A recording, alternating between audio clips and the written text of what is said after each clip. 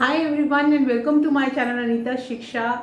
जो व्यूअर्स बिल्कुल नए हैं, जो पहली बार मेरे वीडियो को देख रहे हैं, उन सबसे मैं रिक्वेस्ट करना चाहूँगी कि अगर आप पहली बार इस चैनल को देख रहे हैं तो ये आपका अपना चैनल है जिसमें मैं आप लोगों को इंग्लिश सिखाती हूँ और कुछ मोटिवेशनल थॉट्स और स्टोरीज भी शेयर करती हूँ। तो स्टार्ट करने से पहले आप लोगों से रिक्वेस्ट करना चाहूँगी कि बिल्कुल अगर नए हैं तो आप लोग मेरे चैनल को सब्सक्राइब कर लीजिए, लाइक कर दीजिए, और अगर पूरा वीडियो देखने के बाद में आपको ऐसा लगता है कि दूसरों को भी इसका फ़ायदा मिलना चाहिए तो आप उनके साथ ज़रूर शेयर कीजिए। और आप लोगों का वापस एक बार तहे दिल से आपके अपने चैनल अनीता शिक्षा पे बहुत बहुत स्वागत है। तो देखिए, हम आज अपनी जो क्लास है उसको स्टार्ट करेंगे पार्ट्स ऑफ स्पीच से। यानी कि जब हम कोई भी बात करते हैं, बातचीत का जो माध्यम होता है उसमें कोई ना कोई लैंग्वेज काम में हम लेते हैं। तो इंग्लिश लैंग्वेज भी जब हम बोलते हैं तो उसको बोलने के लिए जैसे हम कोई एक सेंटेंस बनाते हैं तो उस सेंटेंस के अंदर बहुत सारी चीज़ें मिल के वो पूरा एक वाक्य बनता है। यानी जो शब्द होते हैं वो अलग अलग तरह के शब्द होते हैं जिनसे मिल के पूरा एक वाक्य बनता है। तो यहाँ पर जो वर्ब इस सेंटेंस, इन दोनों सेंटेंसेस में फर्स्ट जो सेंटेंस है उसमें वॉच को एज अ नाउन यूज किया गया है, सेकंड सेंटेंस है उसमें वॉच को एज अ वर्ब यूज किया गया है, और दोनों में इनका मीनिंग भी अलग है। सिर्फ जो वर्ड है वो बोला वॉच जा रहा है दोनों में, और स्पेलिंग सेम है लेकिन मतलब दोनों में अलग अलग है। तो एक जगह पे वो एज अ नाउन यूज हो रहा है और एक जगह एज अ वर्ब यूज हो रहा है। अब जब तक आपको पार्ट्स ऑफ स्पीच के बारे में नॉलेज नहीं होगा, आप नहीं बता पाएंगे कि कौन से सेंटेंस में एज अ वर्ब यूज हुआ है और कौन से सेंटेंस में एज अ नाउन यूज हुआ है। तो उसके बारे में आपको पता होना चाहिए कि नाउन को कैसे पहचाने और वर्ब को कैसे पहचाने। तो नाउन तो आप पहचान चुके होंगे क्योंकि नाउन का हम वीडियो पूरा कंप्लीट कर चुके हैं कि इस तरह से हमें नाउन जो है उनको पहचानना है, जिसमें कुछ बचा हुआ है काउंटेबल अनकाउंटेबल नाउन जो बचे हुए हैं वो आज हम इन दोनों जो सेंटेंसेस हैं इनके एग्जाम्पल के बाद में उसको कवर करेंगे। तो इसमें पहले वाले में जो वॉच है एज अ नाउन यूज हुआ है, यानी कि ये मेरी बहुत ही I have an expensive watch, यानी ये जो घड़ी है यहाँ पे घड़ी के रूप में वॉच बोला गया है, और you should watch the movie. और यहाँ पर जो वॉच है उसका यूज है देखना, यानी कि वो एज अ वर्ब है, वो एक क्रिया है, देखना एक क्रिया है। तो यहाँ पे एज अ वर्ब यूज हुआ है। तो आई होप ये दोनों चीजें आपको समझ में आ गई होंगी। ये सिर्फ एक एग्जाम्पल, ऐसे बहुत सारे वर्ड्स हैं जो आपको अलग अलग जगह पे सेम वर्ड अलग अलग जगह पे देखने को मिलेगा और आप उसको पहचान भी पाएंगे कि ये कौन से पार्ट्स ऑफ स्पीच में से आया है, इसको हम कहाँ पे कैसे यूज कर रहे हैं। जैसे नाउन कर रहे हैं, वर्ब कर रहे हैं, एडजेक्टिव कर रहे हैं, एडवर्ब कर रहे हैं, वो सब आप धीरे धीरे पहचानने लग जाएंगे और and you are going to improve your English, I can assure you that. उसके बाद में नेक्स्ट सेंटेंस देखिए, I broke my promise. Broke का मतलब होता है तोड़ना। यहाँ पे हम दूसरे वर्ब के बारे में बात नहीं कर रहे हैं, हम इस सेंटेंस के अंदर पहले ये देख रहे हैं कि आई ब्रोक माई प्रॉमिस। प्रॉमिस यानी यहाँ पे प्रॉमिस जो वो है उसको हमने एज अ नाउन यूज किया है। I think this marker is not working, I have to change the marker, पर अभी एक बार इसको कंप्लीट कर लेते हैं। तो यहाँ पे ये जो प्रॉमिस है यानी कि आई ब्रोक माई प्रॉमिस, यानी मैंने अपना वचन तोड़ दिया। तो यहाँ पे जो वचन शब्द है वो एज अ नाउन यूज हुआ है। और आई प्रॉमिस यू, यानी यहाँ पर सेकंड वाला जो सेंटेंस है वो आप बताइए कि सेकंड में जो ये प्रॉमिस जो हुआ है यूज वो किस तरह से हुआ है। कमेंट बॉक्स में आप लिखिएगा, बाकी वैसे तो मैं आपको बता ही दूंगी। आई ब्रोक माई प्रॉमिस, यानी मैंने अपना वादा तोड़ दिया। यहाँ पे प्रॉमिस जो है वो एज अ नाउन यूज हुआ है। आई प्रॉमिस यू, यानी मैं आपसे वादा करता हूँ। तो यहाँ पे ये जो प्रॉमिस है इसको एज अ वर्ब यूज किया गया है क्योंकि यहाँ पे आप एक वादा कर रहे हो, आप एक वचन दे रहे हो, और वो एक एज अ वर्ब यहाँ पे यूज हो रहा है और यहाँ पर एज अ नाउन यूज हुआ।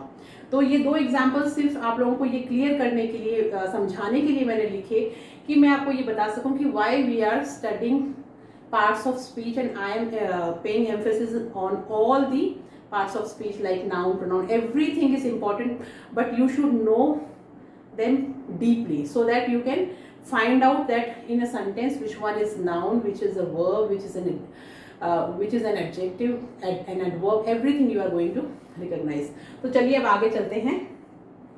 अब हमने पिछली क्लास में जहाँ पे हमारी क्लास को छोड़ा था वो था हम नाउन के पार्ट्स पढ़ रहे थे कि how many types of noun are there, जिसमें हमने कॉमन नाउन के बारे में पढ़ा, हमने प्रॉपर नाउन के बारे में पढ़ा, हमने एब्स्ट्रैक्ट नाउन के बारे में भी पढ़ा, मटीरियल नाउन के बारे में भी पढ़ा, और अब आज की क्लास में हम पढ़ेंगे काउंटेबल एंड अनकाउंटेबल नाउन के बारे में। देखिए स्टूडेंट्स, अब हम पढ़ेंगे टाइप्स ऑफ नाउन के बारे में। जैसे कि हम यहाँ तक एक बार कंप्लीट कर चुके हैं, लेकिन जो बच्चे आज नए हैं उनको एक बार रिकैप हो जाएगा। बाकी उन लोगों को प्लेलिस्ट में जाके वो पहले वाला वीडियो भी चेक कर सकते हैं।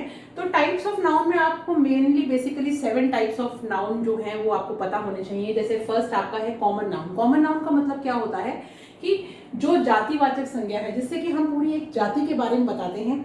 जैसे टेबल हमने बोला, तो टेबल लकड़ी का भी हो सकता है, आयरन का भी हो सकता है, छोटा भी हो सकता है, बड़ा भी हो सकता है। सिर्फ टेबल जो है वो एक जाति बता रहा है कि एक हम टेबल के बारे में बात कर रहे हैं। कौन सा टेबल, उसका आप इसको, जैसे मैंने जब नाउन पढ़े और उनको याद करने की जब कोशिश करी, तो मैंने एक अपने दिमाग में सोचा कि अगर मैं ये पूछूं कि कैसे या कौन सा, तो इनका जो उत्तर मुझे नहीं मिल रहा हो तो वो कॉमन नाउन में आ जाएगा, और अगर मिल रहा हो उत्तर तो वो मेरा प्रॉपर नाउन में आएगा। जैसे टेबल, तो कौन सा टेबल, लकड़ी का टेबल या कोई लोहे का टेबल या कोई पत्थर का टेबल, किस चीज़ का टेबल, तो उससे समझ में आ जाएगा आपको कि एक जाति पूरी बता रहा है जिसमें बहुत सारे तरह के अलग अलग टाइप्स के टेबल हो सकते हैं। नेक्स्ट देखिए रॉक। तो रॉक कौन से पत्थर की बात कर रहे हो आप? सॉल्ट रॉक की भी बात कर सकते हो आप, किसी और तरह के रॉक की भी, ब्लैक रॉक की बात कर सकते हो आप, व्हाइट रॉक की बात कर सकते हो। Different types of rocks are there. तो वो रॉक जो है वो भी हमारा जो है वो कॉमन नाउन में आता है। उसके बाद सपोज मैंने बोला लेक, तो झील, कौन सी झील, किस झील के बारे में बात कर रहे हैं आप? बहुत हजारों तरह की झील दुनिया में है, आप कौन सी झील की बात कर रहे हैं? हाउस यानी कौन सा हाउस, वो जो गली के कॉर्नर पे उस हाउस की बात कर रहे हैं, व्हाइट हाउस की बात कर रहे हैं, गांव के घर की बात कर रहे हैं, शहर के घर की बात कर रहे हैं, कौन से घर की बात कर रहे हैं, कच्चे घर की बात कर रहे हैं, पक्के घर की बात कर रहे हैं। तो ये हाउस जो है वो भी हमारा कॉमन नाउन में आता है। अब आपको कॉमन नाउन जो भी आएगा वो आप, मेरे को लगता है, फटाफट पहचान लेंगे इस एग्जाम्पल की मदद से। अब जैसे हमने बोला ट्री, तो कौन सा ट्री, जो शहर में लगा हुआ है वो पेड़ है, या गांव में लगा हुआ है वो पेड़ है, या इंडिया में लगा हुआ पेड़ है, या अब्रॉड में लगा हुआ पेड़ है, छोटा पेड़ है, बड़ा पेड़ है। तो इस तरह से आप जो ट्री है उसके अंदर बहुत तरह के ट्रीज आते हैं, इसलिए हमने उसको एक कॉमन नाम दे दिया है कि पेड़। अब कौन सा पेड़, कैसा पेड़, उससे आपको पता चल जाएगा कि ये कॉमन नाउन है। बहुत सिंपल है, इंग्लिश इतनी डिफिकल्ट नहीं है जितना आप लोग सोचते हैं, लेकिन बस खाली ये है कि आपको थोड़ा सा प्रैक्टिस करनी बहुत ज़रूरी है और चीज़ों को याद भी रखना पड़ेगा। नेक्स्ट हम देखिए प्रॉपर नाउन के बारे में बात करें। अब जैसे हमने कॉमन नाउन पढ़ा, उसी का ऑपोजिट जो है वो आपको यहाँ पर प्रॉपर नाउन में बोलेगा। हम प्रॉपर नाउन में एक पर्टिकुलर व्यक्ति, पर्टिकुलर चीज़, पर्टिकुलर वस्तु के बारे में बात करते हैं जिसका एक पर्टिकुलर नाम है, और वो खुद ही उसका नाम है, वो दूसरे का नहीं है। फॉर एग्जाम्पल अगर हमने कहा ताजमहल, तो ताजमहल एक ही है, ताजमहल वो बोलते ही आप पहचान जाएंगे कौन से ताजमहल की बात कर रहे हैं हम, वो इंडिया में है और एक ही है। अगर मैंने ये कहा कि अनुष्का शर्मा, तो आप पहचान जाएंगे कि अनुष्का शर्मा जो हीरोइन है उसकी बात करें। हो सकता है ये सेम नाम कॉमन हो, बहुत सारे लोगों का हो सकता है, लेकिन पर्टिकुलरली हमने एक व्यक्ति को जो नाम दे दिया वो हमारा प्रॉपर नाउन में है। जैसे सीता नाम बहुत लोगों का है, मेरा नाम अनीता है। अनीता नाम के आपको हजारों लाखों लड़कियां इस दुनिया में मिलेंगी, लेकिन मैं जो हूँ अनीता, जो मेरे को जो नाम दिया गया वो प्रॉपरली मेरे पास ही है, वो मेरा ही नाम है, इसलिए उसको प्रॉपर नाउन बोला गया। इसको आप कंफ्यूज बिल्कुल भी मत कीजिएगा। उसके बाद में इसीलिए हम इसको कहते हैं व्यक्तिवाचक संज्ञा, जो एक पर्टिकुलर व्यक्ति को नाम दे दिएगा। जो नाम, जैसे कहते हैं ना नामकरण होता है बचपन में, वो एक व्यक्तिवाचक चीज ही में आता है। जैसे हमने बोला मंडे, तो मंडे एक प्रॉपर नाम दिया हुआ होता है कि जो 7 डेज ऑफ वीक है उसमें संडे के बाद जो दिन आता है उसको मंडे ही बोलते हैं, उसको हम सैटरडे नहीं बोल सकते। वैसे अगर फ्राइडे बोल रहे हैं तो फ्राइडे का नाम फ्राइडे ही है, हम उसको जून नहीं बोल सकते या कुछ और नहीं बोल सकते। जहाँ पे हमें उसको यूज़ करना है वहाँ पे वो पर्टिकुलर चीज़ ही यूज़ आएगी, इसलिए उसको प्रॉपर नाउन कहा गया है। इंडिया एक ही है पूरी दुनिया में। सुमन नाम है, किसी का नाम है तो सुमन है तो है, पद्मा नाम है तो किसी पर्टिकुलर व्यक्ति का नाम है। तो जैसे मेरी मदर इन लॉ का नाम पद्मा है, तो मुझे पता है कि ये एक प्रॉपर नाउन है जो नाम उसमें आया हुआ है। एब्स्ट्रैक्ट नाउन में होता है हम अपने भाव जो होते हैं, भाववाचक संज्ञा के रूप में इसको हम यूज़ करते हैं एब्स्ट्रैक्ट नाउन को। अब इसको भी समझाना बहुत सिंपल है। जैसे मैंने पहले भी अपने वीडियो में बताया था कि जिन चीज़ों को हम भाव, यानी जो हमारी भावनाएं हैं, जिनको ना हम छू सकते हैं, ना हम उनको खा सकते हैं, पी सकते हैं, सिर्फ हम उनको महसूस कर सकते हैं, हम टच भी नहीं कर सकते। जिनको जो जो फीलिंग्स हैं वो सारी की सारी हमारे इसमें एब्स्ट्रैक्ट नाउन में आती हैं। जैसे प्यार है, प्यार को आप महसूस कर सकते हो, प्यार को आप नाप तोल नहीं सकते, आप उसको छू नहीं सकते, आप उसको सुन नहीं सकते, तो वो एक एब्स्ट्रैक्ट नाउन है। प्यार नाम दिया गया है, किसी तरह की फीलिंग है जिसको नाम दिया गया है। प्यार, नफरत भी एक नाम दिया गया है। तो लव है, हेट है, संदेह जो है वो भी एक नाम दिया गया है कि इस तरह की सिचुएशन होती है, उसमें अगर संदेह शब्द हमें यूज करना हो तो संदेह, डाउट जो शब्द है वो एक एब्स्ट्रैक्ट नाउन है। इमोशन जो है वो भावना के लिए, इमोशन के लिए जो इमोशन नाम दिया गया है, कि सारे के सारे एब्स्ट्रैक्ट नाउन के अंदर आते हैं, क्योंकि किसी भी चीज का जो नाम पड़ गया वो नाउन में आता है, और उसको हम डिवाइड कर रहे हैं कि कैसे हम पहचानेंगे कि वो किस तरह का नाउन है। कलेक्टिव नाउन में समूहवाचक संज्ञा, यानी बहुत सारे लोगों का मिलकर जब कोई एक समूह होता है और उसको हम एक नाम दे देते हैं, उसको हम समूहवाचक, या ग्रुप में हम एक नाम दे देते हैं, उसको हम समूहवाचक संज्ञा बोलते हैं। जैसे मान लीजिए क्लास है, जैसे 9th क्लास है, 9th क्लास लड़कियों की भी हो सकती है, लड़कों की भी हो सकती है, कंबाइंड भी हो सकती है, लेकिन उसको हमने एक नाम दे दिया क्लास, ठीक है। टीम बनाई हमने, उसमें मेंबर्स कोई भी हो सकता है, छोटा बच्चा भी हो सकता है, बड़ा व्यक्ति भी हो सकता है, लेडी हो सकती है, जेंट्स हो सकता है, कोई भी हो सकता है, बुजुर्ग व्यक्ति हो सकता है, कोई जज भी उसका मेंबर हो सकता है। तो जैसे मान लीजिए हमने एक जूरी बनाई, तो जूरी में different types of people are there in a jury. Group बनाया हमने, एक समूह बनाया, कहीं मान लीजिए आप किसी एक्सपीडिशन पे जा रहे हैं, उसमें बहुत तरह के लोग होते हैं, इंडिया के भी हो सकते हैं, बाहर के भी हो सकते हैं, पर उन सबसे मिलकर जो एक समूह बन गया, तो ग्रुप ऑफ पीपल, तो उसके लिए हमने कलेक्टिव नाउन हम उसको बोलते हैं। कलेक्शन यानी बहुत सारे, कुछ एक से ज्यादा लोग जब मिलकर कोई चीज बनाते हैं, समूह बनता है, तो वो कलेक्टिव नाउन में आता है। एग्जाम्पल्स के लिए फैमिली है, फैमिली में बहुत तरह के अलग अलग तरह के मेंबर होते हैं, उनकी एजेस अलग होती हैं, और वो सब एक परिवार, उसको नाम दिया गया है, परिवार के सदस्य, तो वो एक कलेक्टिव नाउन में आ गया। टीम है, क्लास है, ग्रुप है, जूरी है, तो इस तरह से जो एक समूह बन जाता है, उसके लिए हम ये सारे के सारे जो है उनको कैटेगराइज करने के लिए हमने उसको कलेक्टिव नाउन में डाला है।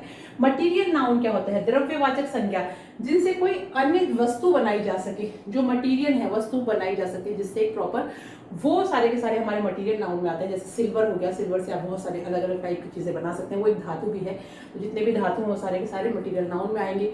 उसके अलावा जैसे गोल्ड है, गोल्ड से भी आप चीज बना सकते हो, डायमंड है, डायमंड से भी बना सकते हो, मिल्क है, दूध से भी बहुत सारे बाई प्रोडक्ट्स बनते हैं, तो वो भी हमारा मटीरियल नाउन में ही आता है, ठीक है। एयर है, हवा जो है वो भी आपकी मटीरियल नाउन में आएगी, उसमें डिफरेंट टाइप ऑफ गैसेस होती हैं। अब यहाँ तक पढ़ चुके थे, हमारा रिवीजन हो गया। अब हम पढ़ेंगे काउंटेबल नाउन। काउंट का मतलब वैसे ही समझ में आ जाएगा जिसको हम गिन सकते हैं, गिना जा सकने वाला, और अनकाउंटेबल यानी जिसको हम गिन नहीं सकते। तो बहुत सिंपल है, काउंटेबल और अनकाउंटेबल नाउन में जिन चीज़ों को हम गिन सकते हैं वो हमारी सारी की सारी काउंटेबल नाउन में आएंगी, यानी गणनीय संज्ञाएं, और जिनको हम गिन नहीं सकते, जिनको गिना नहीं जा सकता, वो सारी की सारी हमारे अनकाउंटेबल नाउन में आएंगी। इसको भी समझने का तरीका मैं बता सकती हूँ आपको। जैसे आपने बोला लड़कियां, तो कितनी लड़कियां आप उनको काउंट कर सकते हो, boys, how many boys are there, आप उनको काउंट कर सकते हो। कोई विचार है, आइडिया है, हाउ मेनी आइडिया, हर एक क्लास में 10 बच्चे हैं, उनमें से अलग अलग आपने पूछा कि कितने बच्चों को कोई आइडिया है, कोई अपना विचार प्रस्तुत करना चाहता है, जिसमें 1 2 3 4 6 जो लोगों ने अपने विचार प्रस्तुत किए, तो 6 आइडियाज। आप कोई समस्या है तो कितनी तरह की समस्या है आप उनको छांट सकते हो, आप उनको कैटेगराइज करके उसका सोल्यूशन निकाल सकते हो। तो ये सारे के सारे काउंटेबल नाउन में आ गए। और ये चीज जो आपकी काउंटेबल नाउन है, इसीलिए मैंने यहाँ पे लिखा है, कोई भी वस्तु, विचार, लोग आदि के नाम को जिनको गिना जा सकता है, वो सारे के सारे इसमें, तो इसमें वस्तु भी आ गई, विचार भी आ गए, तो ये सारे के सारे काउंटेबल नाउन में है। लेकिन अनकाउंटेबल नाउन में वो चीजें होती हैं जिनको आप गिन नहीं सकते। जैसे आपने बोल दिया फर्नीचर, तो फर्नीचर को आप कैसे गिनोगे? फर्नीचर में तो बहुत सारी चीजें आ सकती हैं, वो बहुत वास्ट है, वो आप उसको नहीं गिन सकते। आप अलग अलग ऐसे गिन सकते हो कि टेबल है, चेयर है, बेड है, ये सब आप वैसे डिफरेंट तरीके से आप उनको एक एक चीज को, लेकिन फर्नीचर बोलते ही आप समझ नहीं सकते कि कितना फर्नीचर, ठीक है, तो आप उसको गिन नहीं सकते।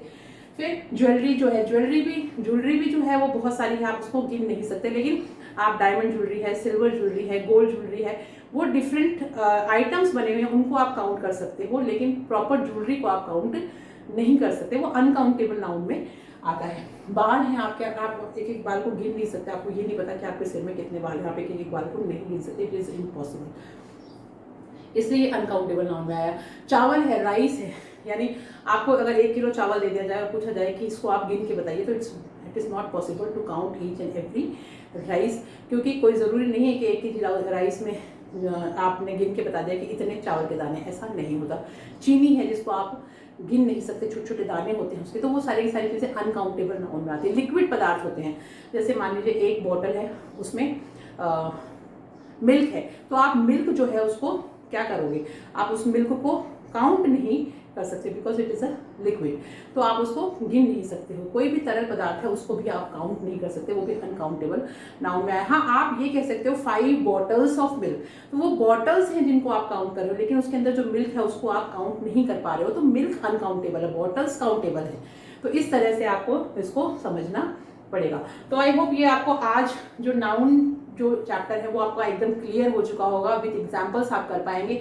एक दूसरी चीज़ और मैं बताती हूँ कॉमन नाउन में और प्रॉपर नाउन में, कि कॉमन नाउन और प्रॉपर नाउन जब भी कभी किसी सेंटेंस में आते हैं वो हमेशा कैपिटल वर्ड से स्टार्ट होते हैं, लेकिन कॉमन नाउन जो है वो आपका जब वर्ड सेंटेंस के बीच में भी आएगा तो वो स्मॉल हो जाएगा, लेकिन अगर प्रॉपर नाउन सेंटेंस के बीच में आ रहा है तो भी उसका जो फर्स्ट लेटर है वो कैपिटल ही रहेगा। कॉमन नाउन अगर स्टार्टिंग में है सेंटेंस के तो उसका लेटर कैपिटल होता है, लेकिन प्रॉपर नाउन का चाहे वो सेंटेंस के स्टार्टिंग में हो चाहे मिडल में हो, प्रॉपर नाउन में हमेशा फर्स्ट लेटर जो है वो कैपिटल लिखना चाहिए अकॉर्डिंग टू दी रूल्स। तो आई होप ये आज का चैप्टर जो हमने पढ़ा नाउन के बारे में बहुत इंटरेस्टिंग रहा, आप लोगों को समझ में आया होगा। अगर आप लोगों को अच्छा लगा और क्लास में मज़ा आया और ये लगा कि हाँ नेक्स्ट क्लास और भी मज़ेदार होने वाली है, तो तुरंत चैनल को सब्सक्राइब कर दीजिए, लाइक कर दीजिए और अपने ज़्यादा से ज़्यादा फ्रेंड्स के साथ शेयर कीजिएगा। और जो भी बच्चे इंग्लिश पढ़ रहे हैं, चाहे वो 6th से लेकर 12th क्लास तक किसी भी क्लास के बच्चे हों, अगर आपको प्रॉपरली ग्रामर पढ़ना है तो आप ये जो ग्रामर क्लासेस है इनको ज्वाइन करिए। और स्पेशली जो कॉम्पिटिटिव एग्जाम्स की तैयारी कर रहे हैं उन बच्चों से मैं रिक्वेस्ट करना चाहूँगी कि ये आप लोगों के लिए बहुत यूजफुल होने वाली हैं, क्योंकि जैसे जैसे हम इसमें आगे बढ़ते जाएंगे वो लेवल जो है इस इंग्लिश ग्रामर क्लास का वो बढ़ता जाएगा। और आप लोग अगर बेसिक से ही अच्छे से इंग्लिश सीख लेंगे तो कंपटीशन एग्जाम्स में जो आपके ग्रामर आने वाली है वो आपको बहुत इजी लगने लग जाएगी। रीड की एग्जाम के जो बच्चे हैं जो तैयारी कर रहे हैं वो ज़रूर देखें धीरे धीरे, क्योंकि अभी उनके रीड के एग्जाम में टाइम है। जब तक उनका रीड का एग्जाम नज़दीक आएगा उससे पहले मैं पूरा ग्रामर उनका कंप्लीट करवा चुकी होंगी। फोनेटिक्स भी हम इस इन ग्रामर क्लासेस में करने वाले हैं, letter writing everything I am going to complete in this. तो चलती हूँ और जाने से पहले आप सब लोगों से रिक्वेस्ट करूंगी कि अगर बिल्कुल नए हैं तो चैनल को लाइक कर दीजिए, सब्सक्राइब कर दीजिए और अगली क्लास में ज़रूर आइएगा। कमेंट में आप कमेंट ज़रूर लिखा कीजिए कि आपको क्लास कैसी लगी, उससे बहुत मोटिवेशन मिलता है और आगे चैप्टर्स बनाने का मन भी करता है। Thank you, have a nice day, bye bye.